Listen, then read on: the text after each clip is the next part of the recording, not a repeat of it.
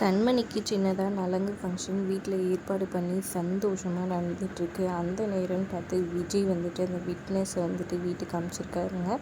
அவர் வந்துட்டு ராகவனை பார்த்து மிரட்டுறாரு. புதுசாக ஒரு வீடியோ காமிச்சு அதில் ராகவன் தான் கார் ஏற்றினதுக்கான எல்லா எவிடன்ஸுமே இருக்குது.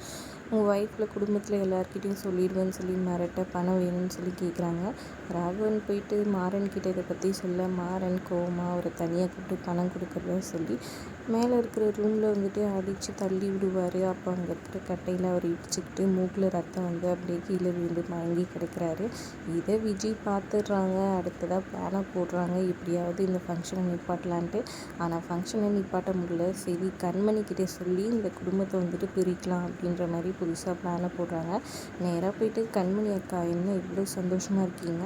இந்த குடும்பத்தை பழி வாங்கணும்னு வந்துட்டு இவ்வளோ ஜாலியாக சந்தோஷமாக இருக்கிறீங்களா? என்னை ஏமாற்றிட்டீங்களா? அப்படி இப்படின்னு கேட்க, ஆமாடி ஏமாத்தினேன், என்னடி இப்போ நான் அவள் கூட சேர்ந்து சந்தோஷமாக வாழணும்டி, நான் அவ்வளோதாண்டி முடிவு எடுத்துட்டேன், என்ன இப்போ உங்ககிட்ட போய் தான் சொல்லிட்டு இருந்தேன் அப்படின்னு சொல்லிட்டு சொல்ல, ஓ இந்தளவுக்கு இது பண்ணிட்டீங்களா? இப்போ சொல்கிறேன் கேட்டுங்க, இந்த ஆக்சிடெண்ட் பண்ணது வந்துட்டு மாறன் கிடையாது, உங்கள் வீட்டுக்காரர் தான் அப்படின்னு எல்லாரும் எதிர்க்கவும் பண்ணது மாறன் மச்சான் தான். உங்களுக்கு பெரிய உண்மை வந்துட்டு மறைஞ்சு போயிருக்கு அப்படின்ற மாதிரி சொல்கிறாங்க. அதெல்லாம் கேட்டுட்டு அப்படியே கண் கலங்கி போயிட்டு அங்கேருந்து போகிறாங்க கண்மணி. உண்மையிலேயே வந்துட்டு இதை தான் சொல்லியிருப்பாங்களா, இல்லை வேறு ஏதாவது சொல்லியிருப்பாங்களா? ஒரு வேளை கண்மணிக்கு உண்மையெல்லாம் தெரிஞ்ச பிறகு ராகவனை மன்னிப்பாங்களா இல்லையா? திரும்பவும் பழைய மாதிரி கண்மணி மாறிடுவாங்களான்றதை பொறுத்திருந்து பார்க்கலாம். வீடியோ பிடிச்சிருந்தா லைக் பண்ணிக்கோங்க. தேங்க்ஸ் ஃபார் வாட்சிங்.